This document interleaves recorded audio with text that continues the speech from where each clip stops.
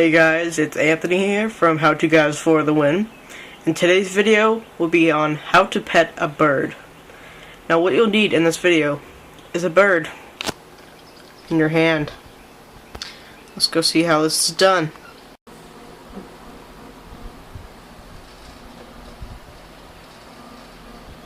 So what you have to do is just stroke the bird's head back and forth. Not too hard, gentle. They are very gentle animals. Don't want to hurt them or aggravate them. And that's how you do it. Make sure you don't touch their lower body or anything. They won't like that. Looks like this bird is a bit naughty today.